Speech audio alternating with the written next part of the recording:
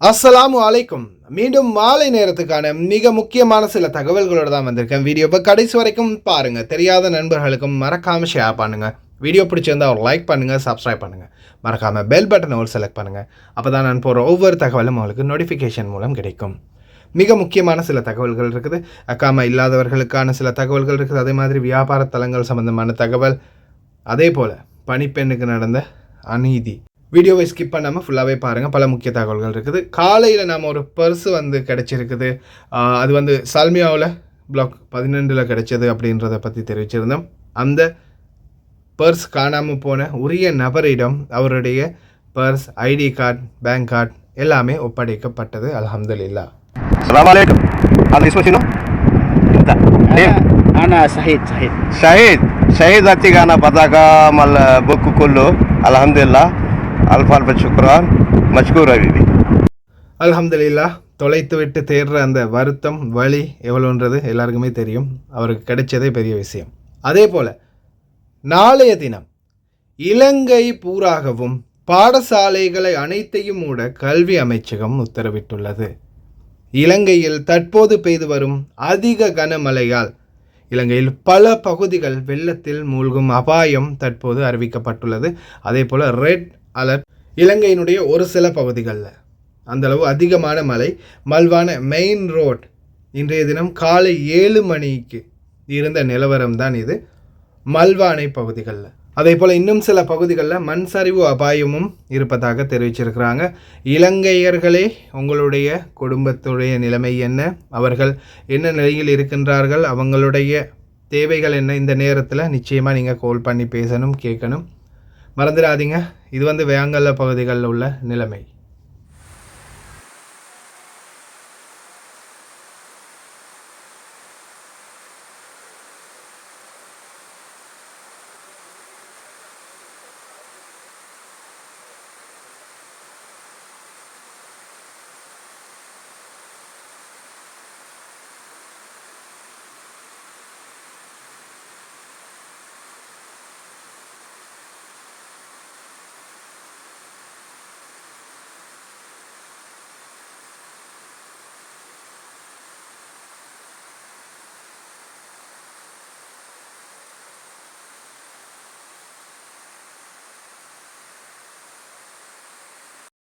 பணிப்பெண் ஒருவருக்கு நடந்த மிகப்பெரிய அநீதி அபு ஃபதீரா பகுதிகளில் சம்பவம்.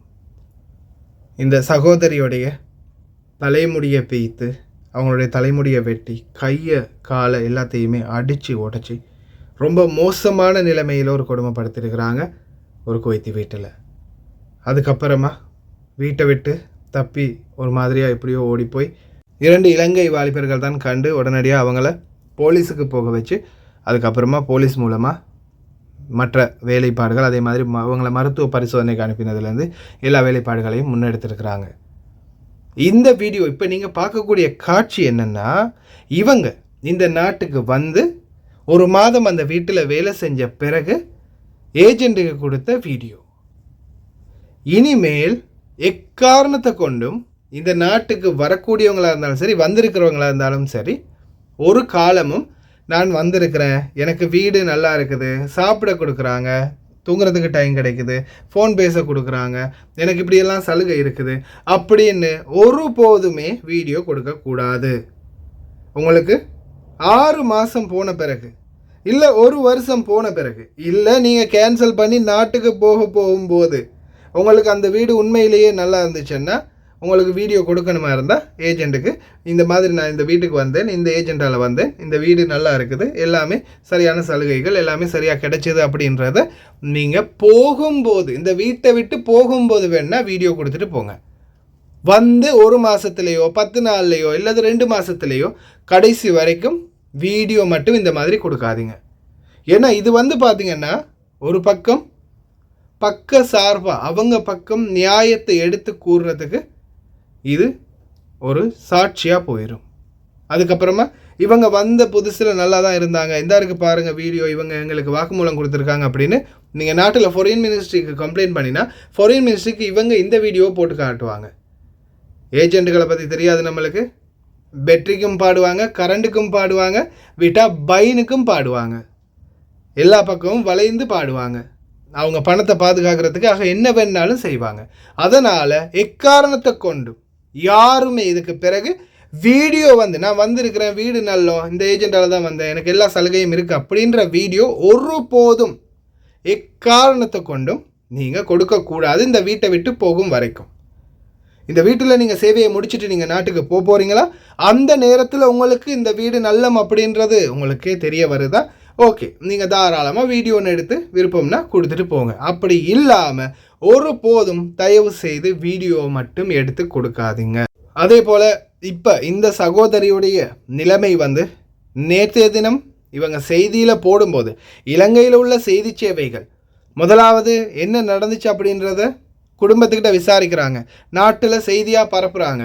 ஏதாவது உங்களுக்கு வந்து யாரையாவது விற்று பொழப்பு நடத்துகிறதே வந்து பொழப்பாக போச்சு இலங்கையில் உள்ள சில செய்தி சேவைகளுக்கு, அதுவும் முக்கியமாக பிரபலியம் வாய்ந்த செய்தி சேவை. இப்போது இது வந்து எங்கே நடந்த பிரச்சனை? குவைத் நாட்டில் நடந்த பிரச்சனை. இப்போது குவைத் நாட்டில் நடந்த பிரச்சனையை யாருக்கிட்ட முதல்ல விசாரிக்கணும்? இந்த பிரச்சனை சரி, ஓகே, வீட்டு ஆளுங்கள்கிட்ட பேசியாச்சு, கதைச்சாச்சு. அடுத்தது யாருக்கிட்ட போய் விசாரிக்கணும்? இலங்கை தூதரகம் குவைத்தில் இருந்தால் குவைத்தில் இருக்கக்கூடிய தூதரகத்தில் விசாரிக்கணும். என்ன நடந்துச்சு, ஏது நடந்துச்சு, இப்போ இதுக்கு ஏதாவது தீர்மானம் எக்ஷன் எடுத்திருக்குதா அப்படின்றத நிச்சயமாக கேட்கணும். அது எதுவுமே இல்லை, தங்களுடைய இஷ்டத்துக்கு அடிச்சுவிடு காசாக பணமாக அடிச்சுவிடுன மாதிரி நியூஸை போட்டு விடுறது. இது வந்து ஒரு பதட்ட நிலையை மட்டும்தான் உண்டு பண்ணுறீங்களே தவிர இதுக்கு ஏதாவது ஒரு நீதி கிடைச்சதா, இதுக்கு யாராவது முன் வந்திருக்கிறாங்களா, இந்த தூதரகத்துக்கு பேசியிருக்கிறாங்களா, இந்த நியூஸ் சேனல் என்ன முடிவெடுத்தாங்க அப்படின்னு கேட்டால் கலாம் ஃபாதி, ஒன்றுமில்லை, வெறும் நியூஸை மட்டும் அப்டேட் பண்ணுறது, அவ்வளவுதான். ஆனால் இது சம்பந்தமாக மேலதிக தகவல்களை நேற்று இரவு 12 மணிக்கு தூதரக அதிகாரிகளோட சந்தித்து கலந்துரையாடி அதே போல் இந்த சகோதரியுடைய நிலைப்பாட்டை ஃபுல்லாகவே விசாரிச்சிருக்குது. தற்போது இவங்களுக்கு எதிராக அவங்க போட்ட பொய் கேஸை வந்து ரிமூவ் பண்ணியிருக்குது அபு ஃபத்தீரா நம்ம ஏரியா. அடுத்தது இது சம்மந்தமாக மேலதிக தகவல்களை மக்ஃபர் முதீரோடைய நேரடியாக பேசியிருக்குது. அவங்களுக்காக மேலே போட்ட பொய் கேஸை வந்து கிளியர் பண்ணியாச்சு. இப்போது போலீஸ் வந்து இவங்க பக்கம் உள்ள நியாயத்தை பற்றி தான் விசாரிச்சுட்டு இருக்கிறாங்க. இதுலேயும் குறிப்பாக இன்னொரு முக்கியமான விடயம் என்னென்னா, இதில் இவங்களுக்கு 2 கேஸ் வந்து சாதகமாக போடப்பட்டிருக்குது. ஒன்று இவங்களை அடித்து துன்புறுத்திய கேஸும், அடுத்தது இவங்களுக்கான சம்பள கேஸும். இது வந்து பார்த்திங்கன்னா போலீஸ் ஒரு பக்கத்தால் இந்த கேஸை முன்னெடுத்திருக்கிறாங்க. அதே மாதிரி இவங்களுக்கு நடந்த அநீதிக்கும், அதே மாதிரி இவங்களுடைய சம்பளம், இவங்களுடைய நாட்டுக்கு போகிறதுக்குரிய மற்ற ஏற்பாடுகளை பற்றி இலங்கை தூதரக அதிகாரிகள் இதார தமாலல் மன்சிலியா லேபர் டிபார்ட்மெண்ட்டில் இது சம்மந்தமாக முறைப்பாடு செஞ்சுருக்கிறாங்க. இன்ஷா அல்லாஹ் விரைவில் இந்த சகோதரிக்குரிய நியாயம் கிடைக்கும். இது சம்பந்தமாக முழு முயற்சிகளையும் சர்பான் பிஏ விலாகின் முழு ஆதரவும் நிச்சயமாக இது சம்பந்தமாக கிடைக்கும் என்பதையும் இந்த இடத்தில் தெரிவித்துக் கொள்கின்றேன். அதே போல் இலங்கையில் மீடியாவுக்கு நீங்கள் ஒரு பிரச்சனை அப்படின்னு மீடியாவுக்கு போகிறீங்களா, நீங்கள் மீடியாவில் வந்து அதை பப்ளிஷ் பண்ணலாமே தவிர மீடியாவில் எந்த ஒரு உதவியும் கிடைக்கும் அப்படின்றத நினைக்காதீங்க. ஏன்னா நேற்று நான் கேட்கும்போது இலங்கை தூதரகத்துக்கு இது வரைக்கும் மீடியாவில் ஒரு கோல் கூட பண்ணலை. துக்கத்தை வைத்து பொழப்பு நடத்துறது அவங்க பொழப்பாக போச்சு, என்ன பண்ணுறது. ஆனால் அந்த சகோதரிக்குரிய நியாயம் இன்ஷா அல்லாஹ் விரைவில் கிடைக்கும். அது சம்பந்தமான தகவல்கள், நஷ்ட ஈடு பற்றிய தகவல்கள் எல்லாமே விரைவில் அறிய தருகின்றேன். அக்காமா இல்லாதவர்களே, ஜூன் 17 கடைசி நாள் உள்துறை அமைச்சகத்தின் மிக முக்கிய அறிவுறுத்தல். அதே போல் சில வீடுகளில் இன்றைக்கு வரைக்கும் சில குவைத்தி குடிமக்கள் பாபா மாமா என்ன செய்கிறாங்கன்னா, போனால் வர முடியாது, உன்னைய பிடிச்சி உள்ளே வச்சிருவாங்க, நீ போனேன்னா கடைசியில் அவ்வளவுதான், அதுக்கப்புறம் குவைட்டை மறந்துடு, அதுக்கப்புறமா ஜெயிலில் போடுவாங்க, ஃபிங்கர் வைப்பாங்க அப்படின்னு நிறைய பொய்களை சொல்லி பயங்காட்டிக்கிட்டே இருக்கிறாங்க. தயவு செய்து இந்த பயத்துக்கெல்லாம் பயப்படாதீங்க. அதே மாதிரி வதிவிட சட்டத்தை மீறுபவர்களுக்கு ஒரு காலக்கெடுவை அறிவித்துள்ளோம், அதை சரியாக பயன்படுத்தட்டும் அப்படின்னு வந்து ஜஹரா குடியிருப்பு விவகாரத்துறையின் இயக்குனர் பிரிகேடியர் முகமது ஹாலித் அல் வாசான் தெரிவித்துள்ளார்.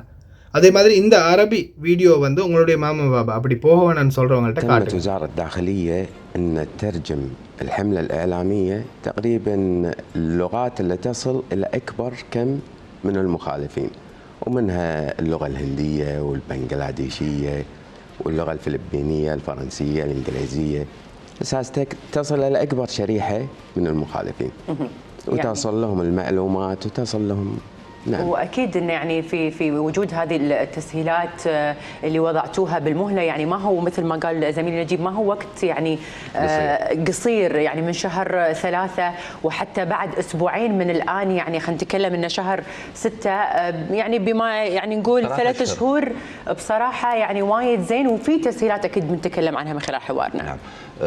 ودي اتكلم عن الاجراءات المغادره بالنسبه حق المخالفين، شنو هي؟ إجراءات المغادرة بالنسبة للمخالفين اللي عنده جواز سفر وثيقة سفر صالحة يتوجه للمطار مباشرة. على طول ما يرجع لأحد، يتوجه للمطار مباشرة. عليه مخالفه ما عليه مخالفه؟ عليه مخالفة، عليه أي شيء. طبعا احنا نتكلم عن المخالفات اللي هي تخص قانون اي هذا الإقامة. يتجه مباشرة إلى المطار أو أي منفذ داخل الكويت للمغادرة. واللي ما يحمل وثيقة سفر أو جواز سفر صالح يقدر يتوجه إلى سفارة بلده. نعم. استخراج وثيقة سفر، ومن بعدها يتوجه إلى إدارة شؤون إقامة مبارك الكبير، شؤون إقامة الفروانية، خلال فترة مسائية من الساعة 3 إلى 8 مساء لتوثيق الوثيقة أو الجواز في أجهزة وزارة الداخلية، ومن بعدها كذلك يتوجه إلى المطار مباشرة أو أي منفذ للمغادرة بدون دفع هذه المخالفات؟ بدون دفع مخالفات، بدون تخوف إن إحنا ما في أي إجراء إلا ما في أي عقوبات. المغادرة مباشرة، يعني مسهلين عملية المغادرة. அதே போல் இன்னொரு மிக முக்கியமான தகவல் என்னென்னா, இதுவும் அக்காமா இல்லாதவர்களை தான் அதிகமாக பாதிக்க போகுது. சிவில் விமான போக்குவரத்து பொது நிர்வாகம் பயண சீசனுக்கான தனது திட்டத்தை அறிமுகப்படுத்துகிறது. சிவில் விமான போக்குவரத்து பொது நிர்வாகத்தின் செயல்பாட்டுத்துறை இயக்குனர் மன்சூர் அல் ஹாசிமே இதை தெரிவித்துள்ளார். வெவ்வேறு திட்டங்கள் வகுக்க போகிறாங்க. அதே மாதிரி டிராஃபிக் ஜாம் ஆகாத மாதிரி வேலை திட்டங்களை முன்னெடுக்க போகிறாங்க. ஆனால் இந்த சூழலில் பாதிக்கப்பட போகிறது யாருன்னு பார்த்தா இதே அக்காமா இல்லாதவங்க தான். ஏன்னா இதில் எப்படியுமே நம்ம மற்ற லீகலாக போகிறவங்க மாதிரி டைரெக்டாக உள்ளே போக முடியாது. லைனில் நிற்கணும், ஒயிட் பாஸ்போர்ட் செக் பண்ணணும், அதுக்கப்புறமா உள்ளே போய் அங்கே இமிக்ரேஷன் கிளியர் பண்ணதுக்கு அப்புறமா தான் போகணும். இந்த மாதிரி சூழல் இருக்கிறதால இன்னும் தாமதமாகக்கூடிய வாய்ப்பு இருக்குது. ஹஜ்ஜு பெருநாள் சீசனுக்கான நேரம் நெருங்கிட்டு இருக்குது. முடிந்த வரைக்கும் இந்த நாட்களில் ஒயிட் பாஸ்போர்ட்டை கலெக்ட் பண்ணுற ஒவ்வொருத்தரும் வேகமாக டிக்கெட்டை போடுங்க. ஒரு 10ஆம் தேதி, 11ஆம் தேதி அல்ல 15ஆம் தேதிக்கு முன்னாடி, 14, 13 இந்த திகதிகளுக்கு முன்னாடி முடிஞ்ச வரைக்கும் டிக்கெட்டை போட பாருங்கள். ஏன்னா கடைசி 17, 16 அந்த நாட்களில் சீல் வைக்க போகிறது, டிக்கெட் போட போகிறது, இந்த மாதிரி சூழல்லே நீங்கள் மாட்டிக்கிட்டீங்கன்னா இந்த சூழல் இந்த ஈதுல் அதா பெருநாளைக்குரிய இந்த காலகட்டம் உங்களை ரொம்பவும் நெருக்கடிக்குள்ள தள்ளும். கவனம். اللي موجودين معانا من وزارة الداخلية والإدارة العامة للجمارك وكل القطاعات الموجودة تتناغم معانا وفق الخطة التشغيلية كاملة في الحصص الزمنية على ساعات وجداول الركاب في المغادرة والوصول على حسب معايير الضبط والجودة وإجراءات التشغيلية المعتمدة. أستاذ منصور، يعني زميلنا نجيب الكندري عنده طرح سؤال أيضا. هناك الكثير من الاتصالات حول موضوع في حال الوصول، هناك موضوع الجنط يكون فيها نوع من التأخير أو ما شابه ذلك. هذه هل هي بالفعل مشكلة موجودة الآن، ولا كيف تكون يعني تتعاملوا معها؟ لا، لله الحمد هذه المشكلة وضعنا لها حلول، وضعنا لها إجراءات تشغيلية ومؤشرات قياس الأداء اللي موجود على حسب الضوابط اللي موجودة. كل موقف طائرة أو كل موقف خارجي تتم فيه وفق الشروط والأحكام والوصول وإجراءات ومحاسبة جميع المتسببين في جميع الشركات أو مقدمي الخدمات أو من تلوم اللائمة في وصول العفش في وقت متأخر. كل هذه إجراءات ناخذها على محمل الجد، ولله الحمد هذه الظاهرة منعناها، موجودة عندنا بأكثر من موسم وفق الإجراءات اللي موجودة، والحمد لله حققنا فيها جميع اشتراطات الأمن والسلامة وتقديم الكفاءة في الجودة والخدمة. அடுத்ததாக கடைகளில் வேலை பார்க்கக்கூடியவங்க தயவு செய்து கவனம். எவ்வளவுதான் சொன்னாலும் சிலர் கேட்கவே போகிறதில்ல. இருந்தாலும் கேட்கக்கூடியவங்க கேளுங்க. கடைகள், வியாபார தலங்கள், மொபைல் ஷாப், அதே மாதிரி ஃபேன்சி கடைகளாக இருக்கலாம், துணி கடைகளாக இருக்கலாம், செருப்பு கடைகளாக இருக்கலாம், எதாக இருந்தாலும் சரி, எந்த கடையாக இருந்தாலும் சரி எல்லா கடைகள்லையுமே திடீர் சோதனைகளை மேற்கொள்கிறாங்க. குவைத்துடைய முபாரக்கியா சூக் பகுதிகளில் இறைச்சி கடைகள்லையும் நேற்றைய தினம் சோதனை நடத்தியிருந்தாங்க. தயவு செய்து ரொம்ப கவனம் பாருங்க. Full check in video. دؤوب لمركز سوق المباركية التابع لإدارة الرقابة التجارية عبر فرقه التفتيشية، والتي تعد شمعة مضيئة برصد ومتابعة المحلات التجارية حماية للمستهلك من أي مظاهر لرفع الأسعار أو الغش التجاري. احنا نقوم بجولة تفتيشية على الأسعار نفس ما أنت شايف الشباب قدامك قاعد يسوون. فإحنا في حالة نشيك على البضاعة اللي موجودة ونراقب أسعارها ونراقب البضاعة، مو بس الأسعار حتى وجود بلد المنشأ عليها ومصدرها أي من وين جاية. في حالة إذا ما لقينا وجود الأسعار أو بلد المنشأ نقوم بعمل محضر على طول، وعلى اساس ان يعني اصحاب المحلات ما يستغلون الظروف ولا يقول مثلا منشأ البضاعه بلد ويطلع انها من بلد ثاني. بالنسبه للمستهلك في اذا مثلا شاف اي تجاوز او اي خطا وحب يقدم شكوى يقدر يقدمها الوزاره عن طريق موقع سهل او عن طريق رقم الواتساب الخاص بالوزاره اللي هو 55 135 135. هذا الدور الفعال لوزارة التجارة والصناعة وعلى مدار العام وبشكل دوري تجسده إدارة الرقابة التجارية وحماية المستهلك بجولات متنوعة لمختلف محلات البيع لمتابعة وتطبيق الأنظمة واللوائح لحماية المستهلك من أي ارتفاع بالأسعار أو أي غش تجاري سواء في بلد المنشأ أو البضائع المعروضة. نقوم احنا بشكل دوري بمراقبة الأسعار وبلد المنشأ ونراقب اللحوم والغش التجاري على المحلات، فأساس ان نطمن المستهلك انه يكون ياخذ السلعة التجارية يكون مضمونة، يعني ما يكون لاعبين فيها وغاشين فيها. احنا نطلع يوميا بشكل يومي راح نكون موجودين ونقعد نشيك على المحلات، وفي بعض المحلات عندهم تلاعب بس هذول يبي لهم لازم نشد التفتيش عليهم، وبالاجراءات هذا راح نخالفهم ونعطيهم محاضر ضبط. راح نخالفهم على اول شيء تنبيه ونشيك على الرخص والاسعار واللي عنده بالمحلات.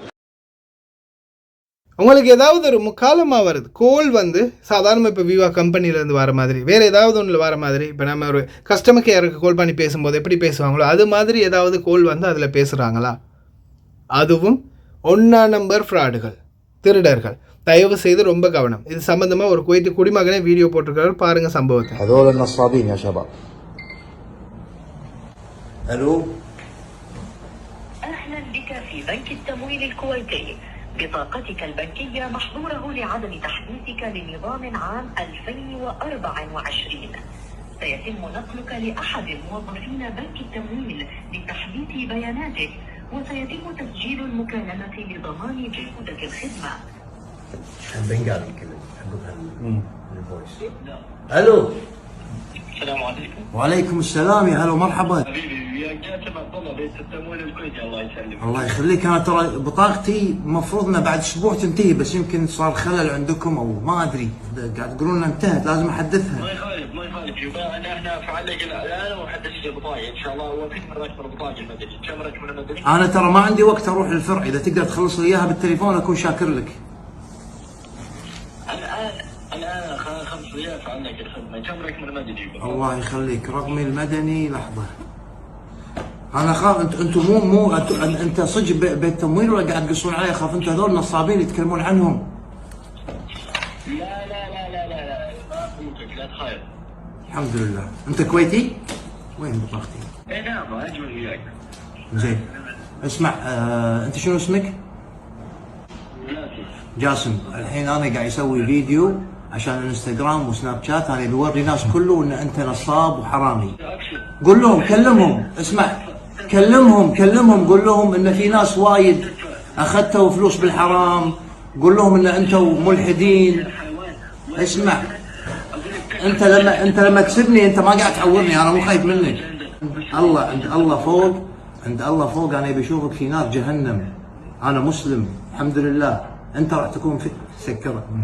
يا شباب شفت شلون صاروا بمرحله خلينا نقول بروفيشنال، بس مو علينا.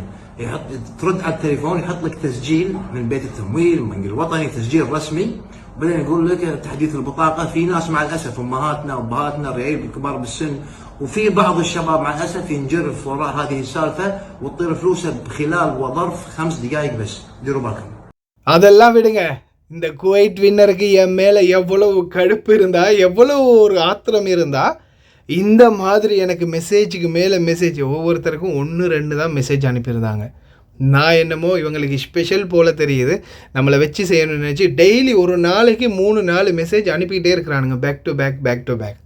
சர்ஃபான் BA Vlog நீங்கள் வின் பண்ணிட்டீங்க, 3200 தினார் உங்களுக்கு கிடைச்சிருச்சு, நீங்கள் இப்போவே ஆக்டிவ் பண்ணுங்கள், உங்களுடைய வின்னிங் சான்ஸ் எக்ஸ்பயர் ஆகிட்டு இருக்குது, காலக்கெடு முடிஞ்சிக்கிட்டு இருக்குது, வேகமாக குயிக்காகவே வந்து எப்படியாவது உங்களுடைய இந்த வின்னிங் சான்ஸை நீங்கள் பயனடைஞ்சிக்கோங்க அப்படின்னு சொல்லி பாருங்கள். நான் உயர்த்திக்கிட்டே இருக்கிறேன், போயிட்டே இருக்குது, ஒரு தொங்கல் காணாமல் போயிட்டே இருக்குது.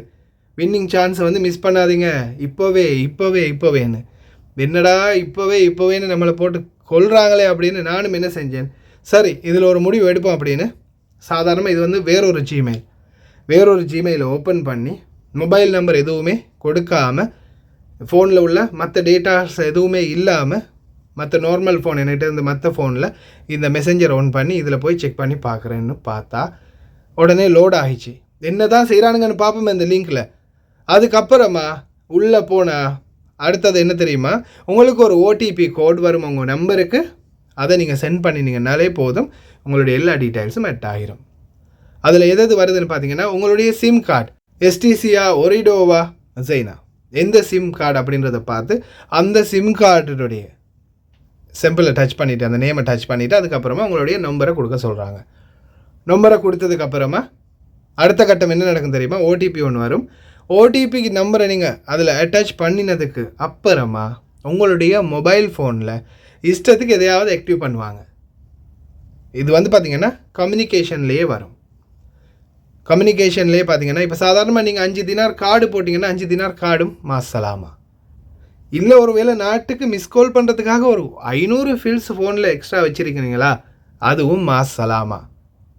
தயவு செய்து ரொம்ப கவனம்.